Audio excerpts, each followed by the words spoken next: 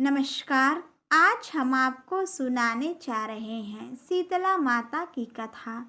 एक बार शीतला माता ने सोचा कि चलो आज देखूं कि धरती पर मेरी पूजा कौन करता है और कौन मुझे मानता है। यही सोचकर शीतला माता धरती पर राजस्थान के डुंगरी गांव में आई और देखा कि इस गांव में मेरा मंदिर नहीं है और ना ही मेरी पूजा होती है।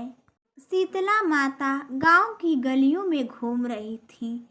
तभी एक मकान के ऊपर से किसी ने चावल का उबला पानी मार नीचे फेंक दिया।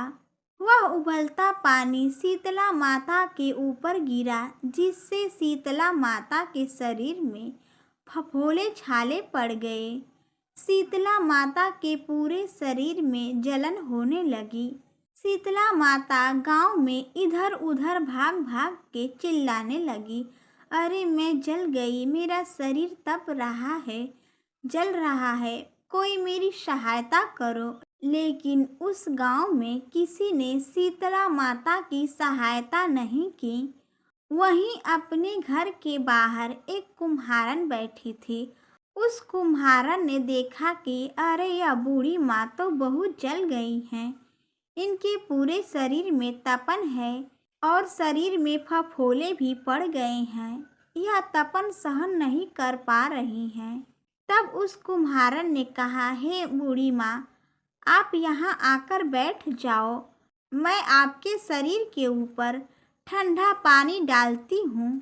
कुम्हारन ने उस बूढ़ी माँ पर खूब ठंडा पानी डाला और बोली, हे माँ, मेरे घर में रात की बनी हुई राबड़ी रखी है, थोड़ा दही भी है, आप राबड़ी और दही को खा लें, जिससे आपको ठंडक मिलेगी।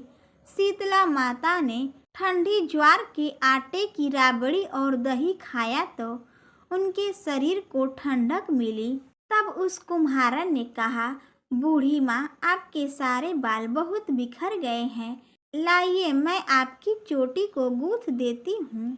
जब कुम्हारन शीतला माता की चोटी गूंथने के लिए बालों में कंघी करने लगी, तभी अचानक कुम्हारन की नज़र उस बूढ़ी माँ के सिर के पीछे पड़ी।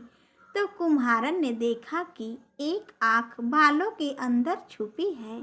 यह देखकर वह कुम्हारन डर के मारे घबरा कर भागने लगी। तब उस बूढ़ी माँ ने कहा, रुक जा बेटी, तू डर मत, मैं कोई भूत प्रेत नहीं हूँ, मैं शीतला माता हूँ।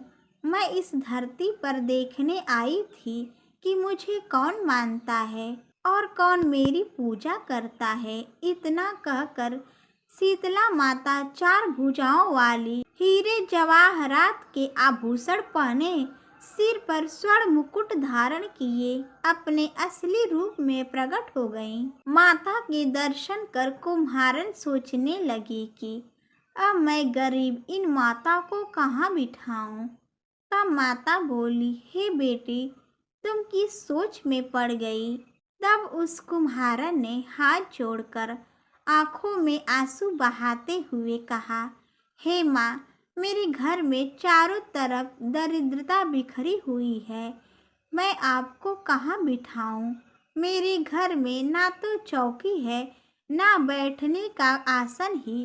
तब शीतला माता प्रसन्न होकर उस कुम्हारन के घर खड़े गधे पर बैठकर एक हाथ में झाड़ू, दूसरे हाथ में डलिया लेकर उस कुम्हारन के घर की दरिद्रता को झाड़कर डलिया में भरकर फेंक दिया और उस कुम्हारन से कहा, हे बेटी, मैं तेरी सच्ची भक्ति से प्रसन्न हूँ, अब तुझे जो भी चाहिए मुझसे वरदान मांग लो।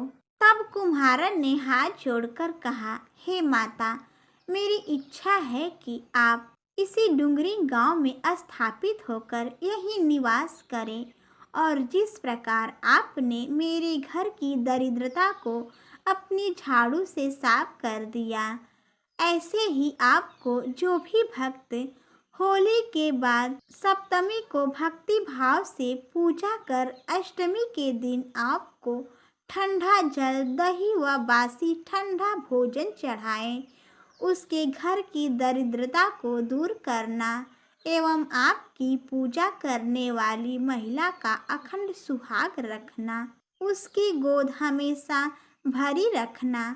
साथ ही जो पुरुष शीतला अष्टमी को नाई के यहाँ बाल ना कटवाए, धोबी को कपड़े ना धुलने दे और पुरुष भी आप पर ठंडा जल चढ़ाकर, नारियल फूल चढ़ाकर परिवार सहित ठंडा बासी भोजन करे, उसके काम धंधे व्यापार में कभी दरिद्रता न आए। तब शीतला माता ने तथास्तु कहा, हे बेटी, जो तूने वरदान मांगे हैं मैं सब तुझे देती हूँ।